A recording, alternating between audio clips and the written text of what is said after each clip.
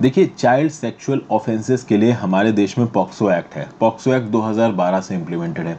तो 2012 के बाद से चाइल्ड सेक्सुअल एक्सप्लॉयटेशन से रिलेटेड जो भी केसेस हैं इंडिया में, उसको पॉक्सो एक्ट के अंदर ट्राई किया जाता है। और जो हमारा सीआरपीसी कोड है, जो इंडियन पीनल कोड है, उसके सेक्शंस में जो भी आप कह सकते हो चाइल्ड सेक्सुअल ऑफेंसेस के अगेंस्ट जो भी प्रोविजंस है, उन प्रोविजन से बहुत ज़्यादा स्ट्रांग है पॉक्सो। लेकिन अभी भी कुछ चेंजेस करने की जरूरत है, अभी भी लॉ में रिफॉर्म लाने की जरूरत है। और इस रिस्पेक्ट में आज के ही द हिंदू एडिटोरियल में एक बहुत अच्छा आर्टिकल छपा है, उसके रिस्पेक्ट में बात करना चाहता हूं मैं।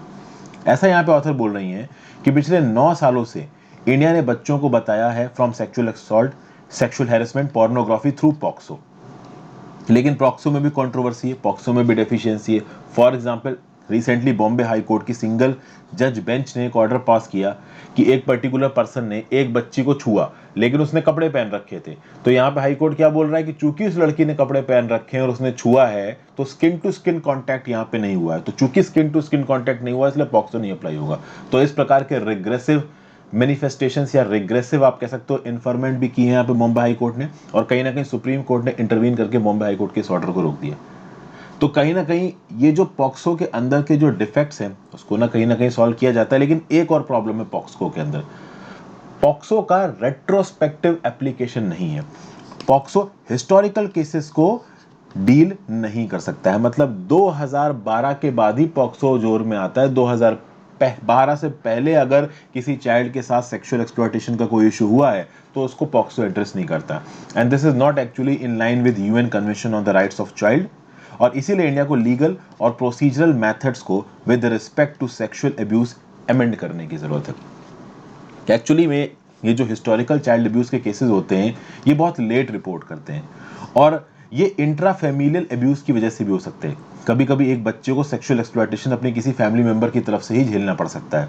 आपने हाईवे नाम की एक मूवी देखी होगी आलिया भट्ट की, उसमें भी इस प्रकार के केसेस को दिखाया गया है। और ये बहुत कॉमन हो गया इंडिया में। और छोटे में बच्चे, या तो वो समझ नहीं पाते हैं कि उनके साथ हो क्या रहा है, क्योंकि वो बहुत छोटे होते हैं। और जब तक वो समझ पाते हैं, तब तक उनके पास लीगल बेसिस नहीं रह जाते रिपोर्ट करने के। तो 2012 से पहले जो भी क्राइम्स हुए हैं, अगर किसी बच्चे के साथ छोटे में कुछ गलत हुआ है, तो वो उसको अगर रिपोर्ट करने जाएगा, तो वो पॉक्सो के अंदर कवर ही नहीं होगा। वो कवर होगा सीआरपीसी आईपीसी कोड के अंदर। आईपीसी कोड के अंदर इस चीज के लिए प्रॉपर प्रोविजंस देके नहीं रखे गए। तो इसको यहाँ पे संभालने की जरूरत है। अगर बात की जाए हमारे क्रिमिनल प्रोसीजर कोड की, सीआरपीसी की, तो सीआरपीसी के प्रोविजंस क्या बोलते हैं? They prohibit judicial magistrates from taking cognizance of cases beyond a specific time limit. यानी अगर क्राइम हुआ और क्राइम हुए काफी साल हो गए हैं, और उसके बाद अगर केस जाता है किसी जुडिशियल मजिस्ट्रेट के पास, तो जुडिशियल मजिस्ट्रेट बोलेगा ये तो इतना पुराना केस है, इसमें तो तुम्हारे पास कुछ सबूत और गवाह कुछ होगा ही नहीं, तो इसको हम टेकअप नहीं कर सकते।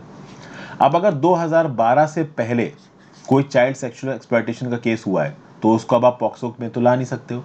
तो उसको आप किसके अंदर लेके आओगे? Section 376 of the Indian penal code के अंदर। और जब आप इसको इंडियन पीनल कोड के अंदर लेके आओगे, तब वहां पे आप इसको किस चीज के अंदर चार्ज करोगे? Outraging the modesty of a woman. अभी outraging the modesty of the woman के जो प्रावधान है, वो इतने स्ट्रिक्ट नहीं है जितने पॉक्सो के अंदर चाइल्ड सेक्सुअल ऑफेंसेस रिलेटेड प्रावधान। और ऑब्वियस सी बात है, चाइल्ड रिलेटेड सेक्सुअल ऑफेंसेस के प्रावधान ज्यादा स्ट्रिक्ट होने चाहिए। ठीक है। तो यहां पे कुल मिला के ऑथर कहने की कोशिश ये कर रही हैं कि 2000 पहले से जो चाइल्ड सेक्सुअल ऑफेंसेस के केसेस हुए हैं, वहां पे एक पर्टिकुलर पर्सन को हिस्टोरिकल रिपोर्टिंग करने की आजादी होनी चाहिए। मतलब बाद में भी अगर वो अपने खिलाफ किए गए अत्याचार, अब वो लड़का लड़की दोनों हो सकते हैं, क्योंकि चाइल्ड सेक्सुअल ऑफेंसेस लड़का लड़की दोनों के अगेंस्ट हो सकते हैं। तो ऐसे केसेस में उसके पास ताकत होनी चाहिए इस चीज को रिपोर्ट करने की। और कहीं ना कहीं सीआरपीसी में ऐसा दे नहीं रखा है, और इन ये आपका जो पॉक्सो है इसमें भी ऐसा नहीं दे रखा है। अच्छा, एक और चीज है, कभी कभी बच्चे इसलिए भी रिपोर्ट नहीं करते हैं केसेस को, क्योंकि वो डरते हैं अपने परपेट्रेटर से। कहीं ना कहीं फैमिली के अंदर उन्हें डर लगता है, कहीं ना कहीं पब्लिक ह्यूमिलिएशन लगता है, कहीं ना कहीं उनको ऐसा लगता है कि भाई अगर हम जो बता देंगे उसको कोई मानेगा नहीं, कोई बिलीव नहीं करेगा, तो इसलिए वो बताते नहीं है। एक प्रोफेसर है Roland C Summit, professor of psychiatry, इन्होंने एक एकोमोडेशन सिंड्रोम दिया है। यहाँ पे क्या बोला गया है? Where the child keeps the abuse as a secret because of the fear no one will believe the abuse. कहने का मतलब क्या है कि बच्चे को लगता है कि अगर हम बता देंगे हमारे खिलाफ क्या हुआ है, तो कोई उनकी बात पे भरोसा नहीं करेगा, इसलिए वो अकोमोडेटिव बिहेवियर में आ जाते हैं, वो बर्दाश्त करते रहते हैं। और कहीं ना कहीं इस चीज को बदलने की जरूरत है। और इस चीज को आप प्रॉपर नियम कानून के थ्रू बदल सकते हो, क्योंकि नियम कानून बदलेंगे तो जो गलत करेगा उसको पहली बार सजा मिलेगी, दूसरी बात है पेरेंट्स भी थोड़े यहाँ से सजग हो जाएंगे, क्योंकि पेरेंट्स के सामने जब चीजें ऐसे होती हैं तो कहीं ना कहीं पेरेंट्स यहाँ पे आप कह सकते हो कि अनकॉशियस थे तभी ऐसा कुछ हो रहा है, या फिर वो कॉशियस नहीं थे। एक और प्रॉब्लम है यहाँ पे, अगर आप हिस्टोरिकल चाइल्ड सेक्सुअल ऑफेंसेस की केसेस की रिपोर्ट करने की बात कर रहे हो ना, तो डिलेड रिपोर्टिंग में प्रॉब्लम है कि आप एविडेंस नहीं ढूंढ पाओगे, फिजिकल और मेडिकल एविडेंस मिलना बहुत मुश्किल है, क्योंकि जो क्राइम 10 साल या 15 साल पहले हुआ, अभी 2012 को बीते 9 साल हो चुके हैं, तो जो 15-20 साल पहले क्राइम हुआ है उसका आप प्रूफ लेके नहीं आ पाओगे। इसके रिस्पेक्ट में यूनाइटेड किंगडम में प्रॉपर नियम कानून बने हुए हैं। यूनाइटेड किंगडम ने डिटेल्ड गाइडलाइंस इशू की है on prosecuting cases of child sexual abuse under sexual offences act of 2003 of UK. कुछ इस प्रकार की चीज इंडिया में लाने की जरूरत है, क्योंकि ऐसे केसेस में इंडिया में कोई नियम कानून एग्जिस्ट ही नहीं करता। इसका एक बड़ा अच्छा एग्जाम्पल है, 2018 में एक चाइल्ड सेक्सुअल अब्यूज सर्वाइवर थी जिसका नाम था पूर्णिमा गोविंद रजुलू। पूर्णिमा गोविंद रजुलू के साथ जो 40 साल पहले हुआ उसको वो रिपोर्ट करने के लिए हर फोरम में गई, लेकिन किसी ने उसकी बात नहीं सुनी। Finally minister of women and child development ने गुहार लगाई union ministry of law and justice से, और union ministry of law and justice ने बोला कि पॉक्सो के केसेस के अंदर कोई टाइम लिमिट अप्लाई नहीं होती। लेकिन एक प्रॉब्लम है, पॉक्सो एप्लीकेबल हुआ है 2012 को। अभी 2012 के बाद से अगर किसी बच्चे के अगेंस्ट कोई अत्याचार हुआ है, चाइल्ड सेक्सुअल एक्सप्लॉयटेशन का केस हुआ है, तो वो 2012 के केस को 2021 में रिपोर्ट कर सकता है, 2025 में कर सकता है, आगे आने वाले समय में कभी भी कर सकता है। लेकिन 2012 से पहले के जो सेक्सुअल ऑफेंसेस हुए हैं बच्चों के अगेंस्ट, उसकी रिपोर्टिंग का अभी भी कोई लीगल प्राविधान हमारे आईपीसी सीआरपीसी में एग्जिस्ट नहीं करता है। तो ऑथर यहाँ पे बोल रहा है कि हिस्टोरिकल इनजस्टिस को सॉल्व करने के लिए पॉक्सो को अमेंड करके हिस्टोरिकल रिपोर्टिंग की परमिशन दी जानी चाहिए।